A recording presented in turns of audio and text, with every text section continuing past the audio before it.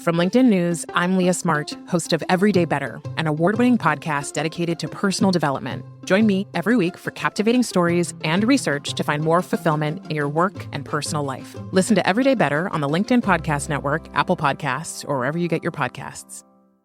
From LinkedIn News, I'm Jessie Hempel, host of the Hello Monday podcast. Start your week with the Hello Monday podcast. We'll navigate career pivots. We'll learn where happiness fits in. Listen to Hello Monday with me, Jessie Hempel, on the LinkedIn Podcast Network or wherever you get your podcasts. Hey everyone, and welcome to our throwback episode. In our throwback episodes, we are reintroducing you to some of our most popular episodes. This is great for new listeners who want to learn more about the work we've done in the past, and it's a great refresher if you've been a listener for a long time. Enjoy. Professionally speaking, I am a lawyer by training, but currently don't practice full time, but work as a recruiter at a law firm. And I also am a career coach. And I am a podcaster as well. I have a podcast called How Does She Do It? And I love Haribo gummy bears. So those are just a few things about myself. So many other things, but I think those are some of the very important things that I like to say about myself. And I'll add a couple other facts too. So I have two interns that work for me, and they're at OSU's law school. And so when I was interviewing them, I asked them, hey, have you checked out my podcast? Have you listened? They're like, no, I haven't heard it. I was like, well, which podcast do you listen to? They're like, Tiffany Southerland's podcast. No way. No Yes. way. That is awesome. So I have a legit famous person. I'm just trying to get on your level. Well, I appreciate that. And shout out to your interns who I'm sure now listen to your podcast, your great podcast. So, we're all spreading the wealth and information here. Yeah. So you said you are a lawyer, but you got into recruiting. Why'd you do that? So I made the transition when I was working at actually the same firm that I work at now, but I was practicing products liability law, and I just realized that there was a different way that I wanted to interact with people and challenges that they were having. And I became interested in kind of the professional development of individuals. And so before I made my transition before I came into my current role as a professional recruitment manager, I worked in admissions at a law school.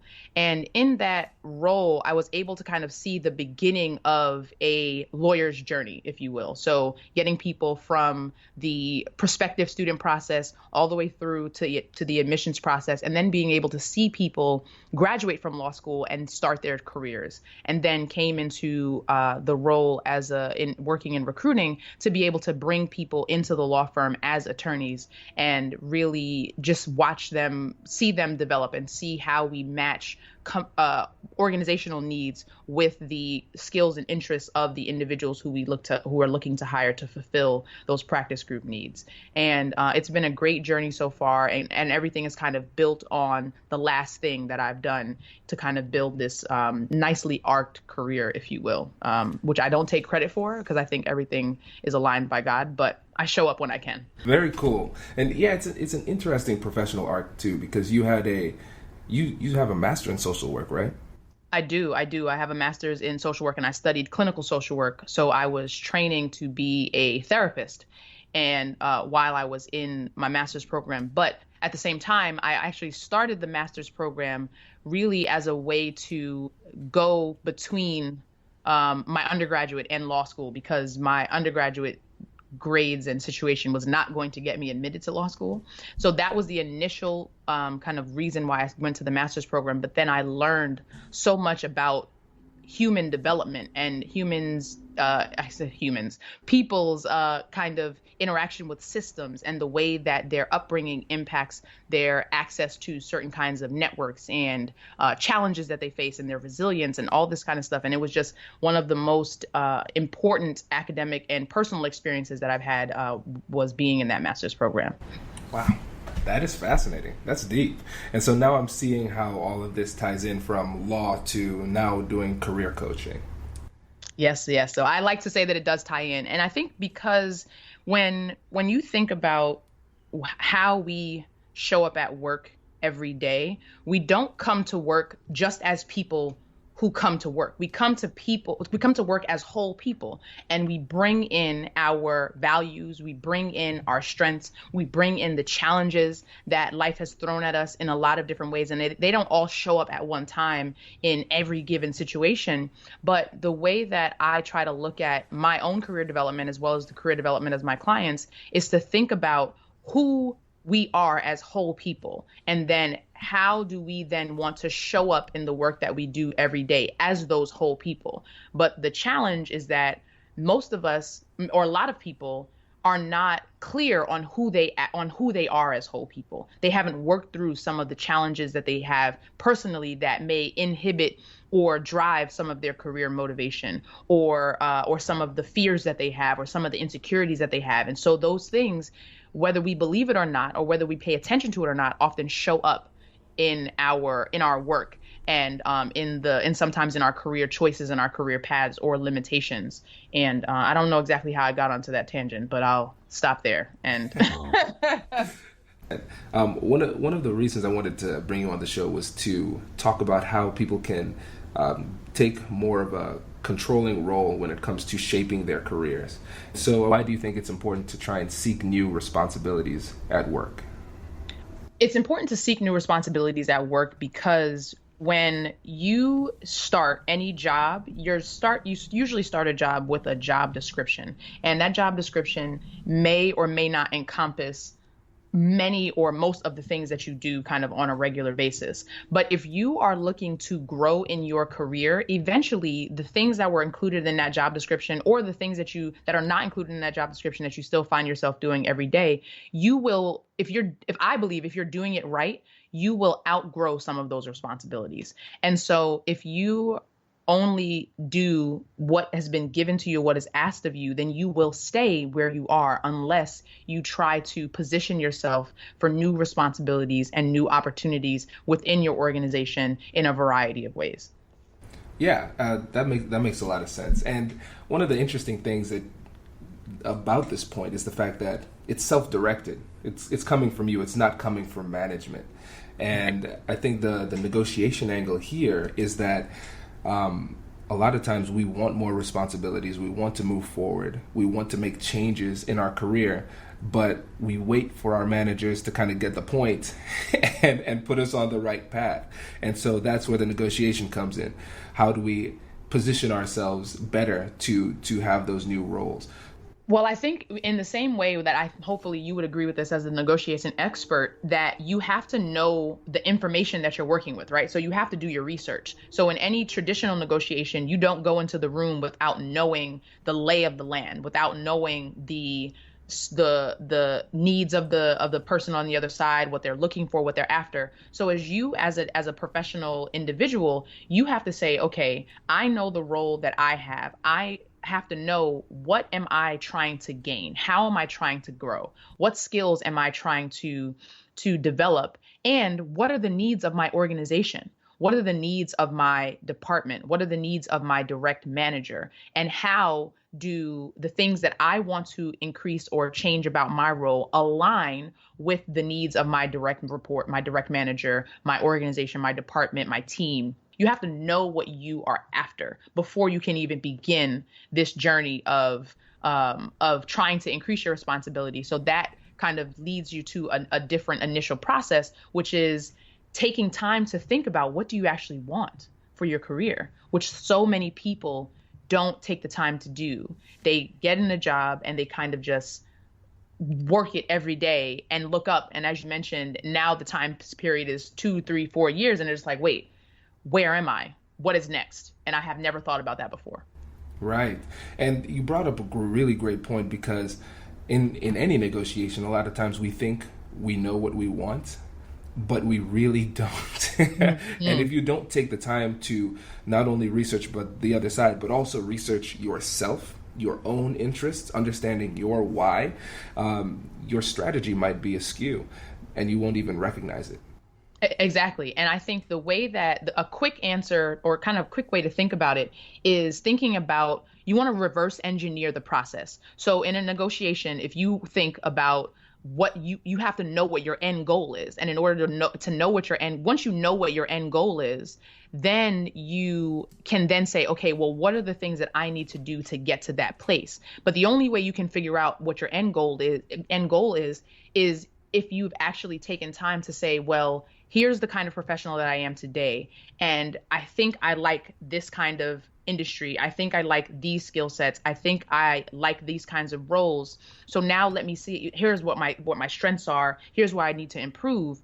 And here's kind of the direction that I think I want to drive my career in. Now you have that end goal in mind. And now you can say, okay, well, what do I need to do to get me to that place? So now at this point, we have a good understanding of our own interests. We understand our end goal. How do we find the interests of our manager and our organization? Brace the rudders! Raise the sails! Raise the sails! Captain, an unidentified ship is approaching. Over. Roger. Wait, is that an enterprise sales solution? Reach sales professionals, not professional sailors. With LinkedIn ads, you can target the right people by industry, job title, and more. We'll even give you a $100 credit on your next campaign. Get started today at linkedin.com/marketer. Terms and conditions apply. Have conversations. So I think most organizations do at least a yearly review, right? Or sometimes people do quarterly, they may do 6 months. But if you are not the CEO of an organization, that means you're probably reporting to someone. If you're reporting to someone, that means you should be in fairly regular contact with that person, if via email or, being able to pop into their office. So have a conversation, sit down with your boss and say, hey, what are some of the things that big picture that I might not be aware of based on the daily responsibilities of my job that you are working on? What are some of the goals that we need that are the strategy that is involved in the work that you're doing every day? Is there a way that I can enhance that? Is there a way that anything that I'm doing now is or is not advancing those kind of goals and responsibilities? And you just have to have conversations and ask questions, and not necessarily asking questions to immediately then say, well, here's what I want. But you're asking questions to figure out how can you add value to the needs and to the teams and the people that you're working with, so that they can then want to kind of repay you for the value that you added, so to speak, in different ways. Absolutely. And what we're seeing here is that our career, and if we're not in career professionals, maybe we're entrepreneurs, regardless of what the situation is, we're seeing that negotiation is like a never-ending game of chess. A lot of times the problems begin with our perspective of negotiation, because we have an idea that there is a beginning and end to a negotiation. We sit down at the proverbial negotiation table and then we have that one conversation and nail it. But what you're saying is we need to take the time to frame these discussions over the course of months or even years. And then when we do make that ask, it'll make it a lot easier. Absolutely. Absolutely. So when you have these conversations, what's your typical approach? So let's say you're going to meet with your manager. How would you prep for that meeting beforehand? I would prep for the meeting to try and get as much information about the work that your direct report, or I'm using this terminology wrong, but the person that you report to, the work that they are doing, the projects that they are working on, thinking about the organization as a whole. Are there shifts that are happening in management or leadership? Is the industry, what's happening in the industry at the moment? And so you want to arm yourself with as much information as possible before you go in to have this conversation, because you want to be able to anticipate some of the things that are going to be said in the conversation. Not to say that you're going to try and finish people's sentences or be able to know exactly how things are going to go, but you don't want to be caught off guard if someone mentions a big news story that happened and you weren't aware of it, right? Because you want to look informed, you want to be informed. So the first thing you'd want to do is just be informed, do your research, know what's happening in your organization, know what's happening with your manager or your supervisor, and then begin to ask questions. Again, how can I contribute? Is there something that I am doing now that needs to be enhanced or improved in order to get you to where you want to be? And let's say we've done the legwork, we've done the research, we've had a few conversations, we have a good understanding of what they want and what we want.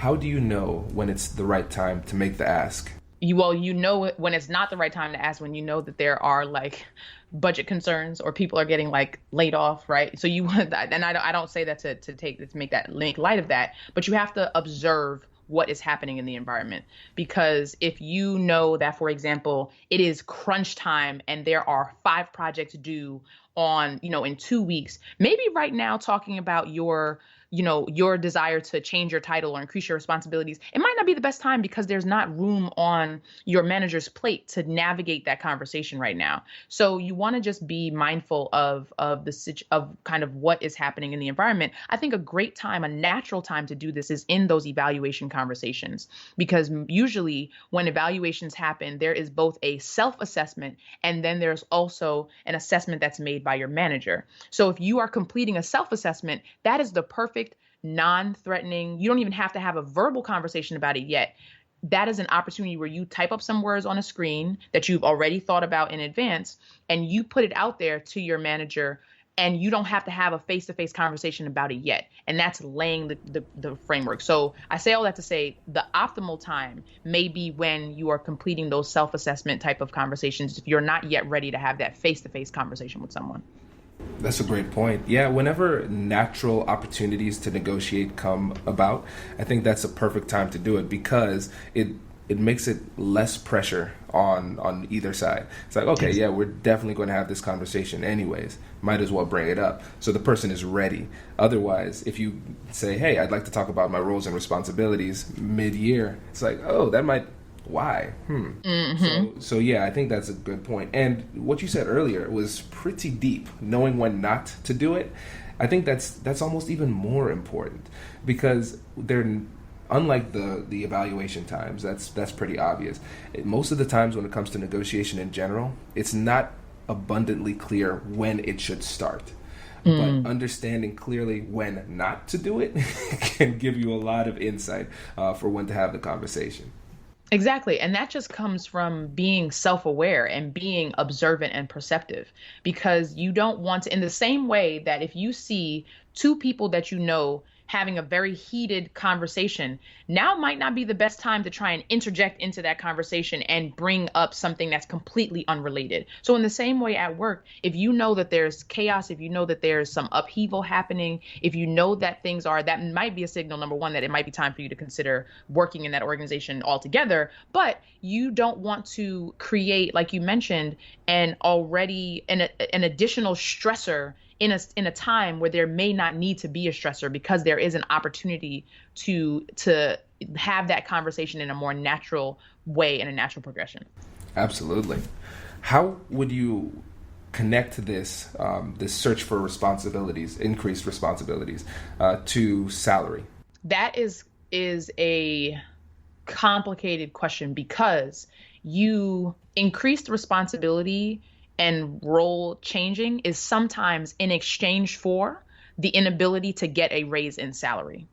So what I mean by that is, if you are valuable to an organization and you know that your work is good, you have very good rapport, people respect you, your colleagues respect you, you have a great team kind of environment, but you know that there are financial constraints that are greatly limiting the kind of financial increase that might happen on a year-to-year basis. One way that you can be compensated is to have your role expanded, so that when you are building your career portfolio, you may not have gotten an additional $5,000 or $10,000 in your salary, but you've now taken on more responsibility that will then position you for another opportunity to increase your salary, maybe in another company or maybe in your internal company once the budget kind of situation resolves itself.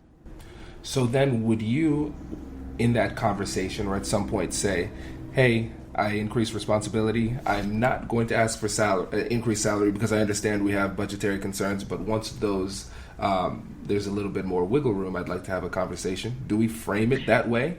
You can. You definitely can. And I think that what you can do, because what you want to do is, and in my own experience, and this is something that I've done myself, when I was adjusting my title to include formal responsibilities related to diversity and inclusion when I was working at a law school, what I did was I did market research. I said, what are people at other institutions who are making this salary being paid for this kind of work, and to the extent that you can put that together. And so then you bring that back to your current organization and look at the salary structure and say, okay, if I am doing these responsibilities based on the things that are happening here, here's what I think my salary could be. So you can propose it on the front end, and then also be willing to say, I know that this may not be the best time for us I may not actually be able to get a salary increase at this time, but can we revisit this conversation in 3 months, 6 months, 9 months? And so that way you're not placing the expectation that you're expecting this increase in salary today or whenever you get the title change, but it is on the mind of the manager that you are expecting that this increase in responsibility can also come with, and should also come with, an increase in salary. That's brilliant. And I'm sure approaching it that way kind of takes, like I said before, it takes pressure off of the superior. They don't feel like you're strong arming them, and also strengthens the relationship, which puts you in a better position for the next conversation. Exactly. And I, like I said, I've done this myself. And I remember when I asked for, and I think about now the salary that I asked for and now what I understand about the way salary structure works in higher education, and recognize why the salary that I asked for was not inappropriate, but it just did not make sense within the structure. But it was something that I did not necessarily understand going into that conversation. And thankfully, I had an excellent manager who handled the conversation very gracefully and didn't make me feel foolish for going in there with that high ask. But it then informed me to say, okay, well, now I have a better understanding about how to approach this conversation next time. He did not shut the door completely on the conversation. It was something that he said, we will revisit this at XYZ date. He stuck to his word. I knew that conversation was coming. And so that made me more motivated even to do the things that I'd asked for, and do them so well, so that in the event that there was room for this salary increase to happen, that I would have a strong case for the value add that I brought to justify an increase in my salary. I like that story for two main reasons. And so the first reason is, now hearing what you said earlier in the conversation compared to this story that you just told, I'm assuming now, given your understanding of the structure and how you typically research before the conversation, if you were to have this conversation now, you would probably be more prepared and have a better understanding of the organization.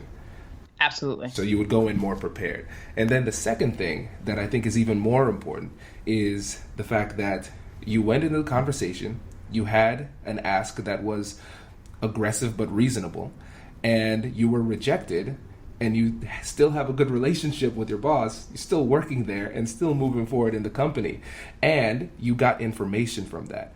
So there's certain kinds of information that you cannot get outside of the negotiation. Sometimes you need to go in, ask, get rejected, and people don't understand that rejection is information. Absolutely. And the thing is that it wasn't a complete rejection. It was only a rejection on one thing that I asked for. The other thing that I asked for was an increase in was a change in my job responsibility and a title change. So I won. I still won on the large percentage, because I knew going in that it was a long shot that I was going to get this salary increase that I asked for. I knew it was a long shot. I wasn't expecting to get the number that I asked for, and I was prepared to not get anything. But what I knew that I was going to get, I had a high likelihood of getting that salary, that title change, and getting that job responsibility change, which aligned for me directly with where I saw my career going in the future. So I walked out of there with what I needed in order to move my career forward, because the salary would move my salary forward, but to move my career forward, the job responsibility change, the title change is really what got me that career momentum that I was looking for. Oh, that's brilliant. You're the first person on the show that has made that distinction between increasing salary versus advancing your career. Usually those are tied together and seen as the same thing, but that is a brilliant nuance to be able to distinguish between the two. Oh yeah, and I think that, thank you for making that observation, because I think that the part of the challenge and part of the reason why those things are always so tied together is because in our society, we tie a dollar sign to value. Like we make value mean money. when in reality, when that's not always the case, especially in instances where there's not an opportunity to get that actual dollar sign. So what are other ways that I can get that value that I'm looking for? What are other ways that I can get that win? And in career development, sometimes you have to take a proverbial step back before you can take a step forward. So you might have to, for example, which is my career story, I went from being an attorney at a law firm making a very good six-figure salary to having to take close to a very like a 60% pay cut in order to move my career in a direction that I wanted it to go in. So while I lost financial value, so to speak, I gained lifestyle value. I could, in the summer times, I was getting off at 12 o'clock. Like I wasn't billing hours, right? And so, and for the career trajectory that I was trying to go in, those were the value adds that I was looking for my own career development. Right. And now it gives you time to build your business as well. Right. Brilliant. You are the architect of your own career. And listen, that is true. That is true. And the cool thing about this brings it full circle, because at the beginning you were talking about how important it is to have a clear understanding of what you want, why you want it, and who you are. And somebody who doesn't understand that distinction between career advancement and increased salary would just kind of go in there blending the two and say, I need more money. Okay, that'll mean more time. So now instead of working 70 hours a week, now Tiff South is working 90 hours a week. Is that really what you want? Right, exactly. And that's one of the things that I do with my clients is really ask them, like, make sure that they are getting very clear about the things that they are actually looking for. Because if your job search, if your career transition is just about money, that's one conversation. Because there are a lot of jobs that you can do that will make you a whole bunch of money. But is that going to make you happy? Is that going to further the goals that you have? Is that going to create the impact on your own life and on other people that you are trying to have in this world? So if your goal is making a whole bunch of money, we can put you in finance. We can send you to medical school, which will take you 9 years to make that money, but you will definitely make that money, and you will also work, to the bone to earn that money. But is the alternative, are you willing to take a little bit less money to get the lifestyle that you're looking for, to have the impact directly on the people that you work with and work for, in the way that you're looking to have it? Like, so there are a lot of different ways to measure value, and when you're thinking about how to grow your career. Before you go, if you could challenge our audience to do one thing in the next week to become a better negotiator, what would it be? Know yourself and know what your goals are. Because I think that you cannot know how to approach a negotiation of any form. And I really think of negotiation as self-advocacy, right? Whether you're advocating for your own career development or whether you're advocating for the client that you are negotiating on behalf of or anything, it is advocacy. And if you don't know what your goals are, then you cannot advocate from a strong position. And we can, again, I think I would love to come back to talk a little bit more about what that process looks like, because that is where people, I think, they're afraid to do that work, because knowing your goals means having to dig through some of the stuff that's painful, having to dig through some of the stuff the insecurities, as well as acknowledge things that are strengths of yours that you might not even recognize. So know yourself and be willing to do that work to find out what your goals are and what your story is. Congratulations! You've just joined an elite club. By listening to a full episode, you're now officially on the Negotiate Anything team. So welcome aboard. What most team members do is they subscribe to the podcast because that allows them to automatically get the latest episodes of the show. The best things in life lie on the other side of difficult conversations. Keep learning, keep practicing, and keep getting better. Your relationships will improve, your career will soar, and you'll have the confidence you need to get the most out of these crucial conversations. Again, thank you for joining the team. We're excited to have you, and I will see you in the next episode. I'll catch you later.